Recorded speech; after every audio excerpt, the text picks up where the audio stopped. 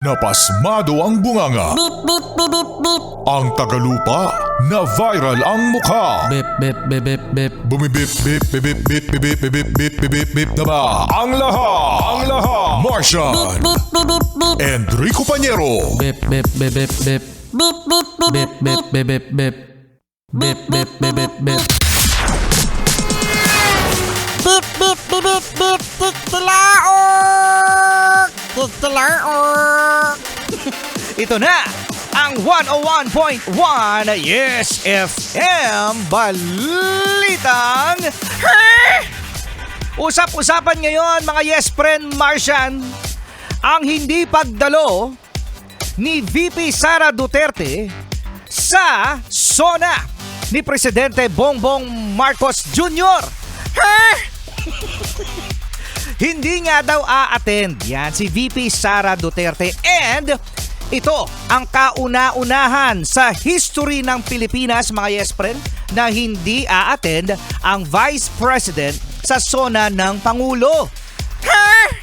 Baka naman meron silang tampururutan. Ang pangit naman. Ang pangit naman ng term. Baka merong tampuhan daw. Oo, no. Baka lang naman daw. Alam mo naman mga yes friend, no? Ang First Lady at ang ating VP Sara parang medyo may kiskisa no na nangyayari. May spark. Hindi yung spark na love team ano, yung spark na para bang merong parang awkward moments kapag sila ay nagkikita. At eto nga mga yes friend, sa isang interview nang tanungin niya si VP Sara kung a-attend siya ng SONA, ang sabi niya, Martian, ay No! No!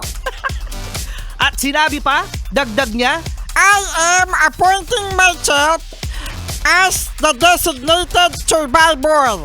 yan, no?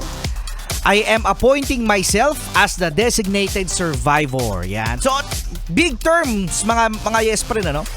Itong two words na ito, designated survivor. So ano ba ang ibig sabihin yan? Yan. Sa kaalaman ng lahat mga yes friend, kapag may masamang nangyari sa presidente, ang susunod na uupong presidente ay ang Alien, si Martian. Ay, hindi pala ako. Vice President. yan, Vice President. So iniiwasan nito mga yes friend ang pagsasama-sama ng mga pwedeng pumalit sa Pangulo kasi knock-knock on everywhere, no? Knock-knock on metal, knock-knock on wood, and everybody. Knock-knock sa ulo ni Martian. Ano? Pinapatukan mo.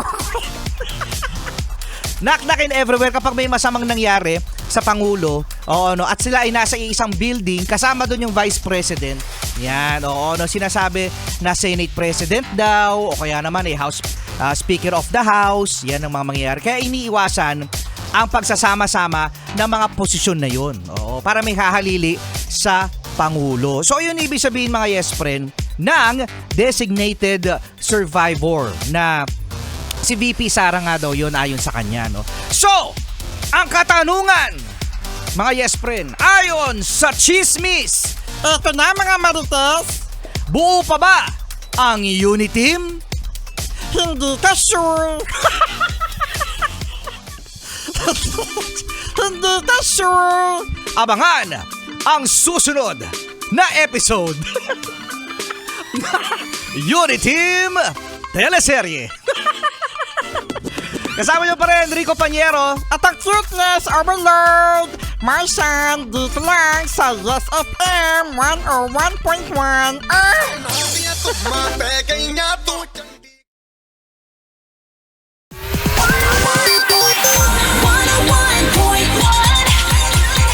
Yes,